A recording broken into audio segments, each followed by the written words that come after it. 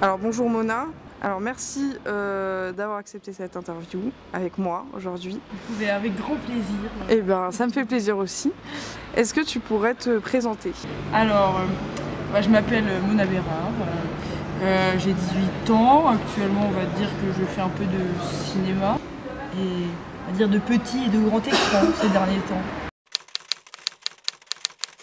Tout ça a commencé, j'avais 14 ans et j'ai participé à un casting. Elodie Demet, si tu vois ça, je t'envoie des bisous. L'album de Julia Ferrari, de Géraldine Marjorie, et c'est sorti en 2015, je crois.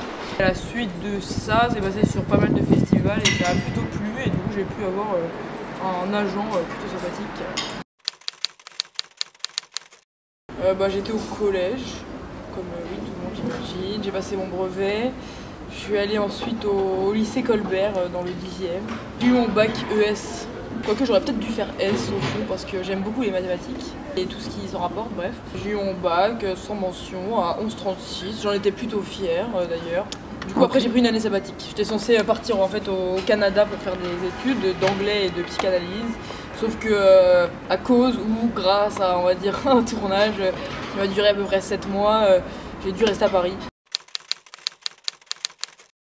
Alors je suis au Studio Pygmalion, qui est une assez bonne école d'ailleurs, qui est je crois assez différente des autres, peut-être ou pas, en tout cas qui enseigne assez différemment et qui est plutôt pas mal. C'est assez cool parce qu'en fait ouais, tous les mois on change de classe, toutes les semaines on change de prof et puis on a toutes les semaines plein de textes à apprendre et du coup bah oui je suis spectatrice de l'évolution de ma mémoire. Ils nous entraînent vraiment à imaginer des trucs, on doit vachement écrire des spectacles, tous les jeudis on fait des jeudis spectacles. Faut vraiment y mettre du sien, ils nous disent de chanter, de danser, de machin, c'est toujours des thèmes différents. Et malheureusement en France, dans les formations en général, hein, je parle pas pour tous, c'est que malheureusement quand on apprend à jouer au théâtre, on n'apprend que à jouer. On n'apprend pas à danser, à chanter, à s'exprimer, à bouger, alors que c'est quand même, je pense, quelque chose de très basique chez un acteur. Donc tu conseillerais cette école à un jeune acteur, quelqu'un qui veut être acteur? Je pense que oui. Après, bien sûr, je ne suis pas très objective vu que c'est la seule école que je fais.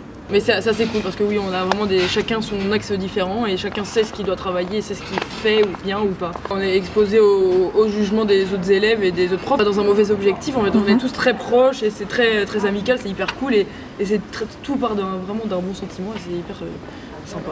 On joue tous ensemble et ça c'est agréable parce que c'est vraiment c'est ça le métier d'acteur, c'est que tu joues en fait, c'est vraiment un jeu. C'est pas bien sûr tu joues avec ton être mais c'est un vrai jeu quoi, c'est agréable.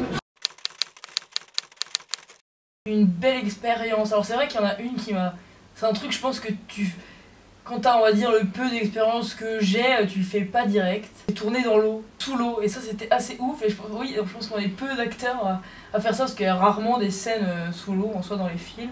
C'est dans la dernière série que j'ai faite, Les Bracelets Rouges, saison 2, petite promo by the way. C'est dans un bassin de 7 mètres de profondeur.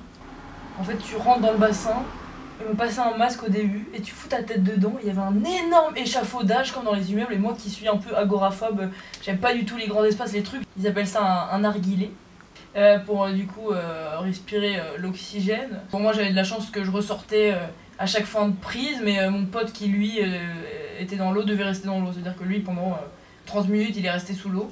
Du coup c'est juste ce truc ouais, d'y aller quoi, tu te dis ok là on va à 4 mètres sous l'eau, ok go. On avait chacun deux plongeurs ou 3 même à nos côtés pour au cas où parce que c'était très sécurisé. Voilà, j'ai kiffé. Tournage, j'aurais jamais pu tourner dans l'eau, mais c'était très drôle, c'était marrant au final. Alors les conseils que je pourrais donner c'est lâchez rien. Beaucoup de personnes qui me demandent oui, moi je vais faire du cinéma, machin. Phrase typique, j'attends le bon casting. Non, n'attendez pas. Faites tout ce qu'il faut, même si c'est de la merde, même si c'est un truc nul, même si c'est pour dire non après. Mais en fait, il faut s'entraîner, il faut entraîner notre cerveau à pouvoir changer de personnage et à pouvoir apprendre ses textes. Les grandes actrices, elles ont pas tout. Tu fais sur 100 castings, t'en as 3, tu vois. Tout dans le cinéma, et je pense dans tout aussi. Tout apporte quelque chose parce que c'est toujours bon à prendre en fait. Il faut faire très attention au choix. Il faut s'ouvrir en fait, il faut regarder aussi beaucoup de films. Moi je vous conseille d'aller au cinéma pour regarder les actrices ou les acteurs qui jouent parce qu'on apprend aussi beaucoup en juste regardant les gens jouer. Alors ça je sais pas.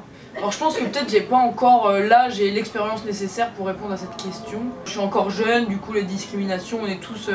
on est un peu tous mélangés. Je pense qu'à mon âge, non, pas tellement encore. C'est vrai que je crois que parfois il y a quand même des trucs que la femme, pour le même rôle qu'un homme, elle peut être moins bien payée. Je trouve ça complètement con. Alors, oui, c'est difficile. En fait, c'est difficile de rentrer dans le cinéma de base. Ça dépend des contacts, de ce que t'as fait, de ce que machin, mais ça dépend de ce que tu proposes, je pense, peut-être.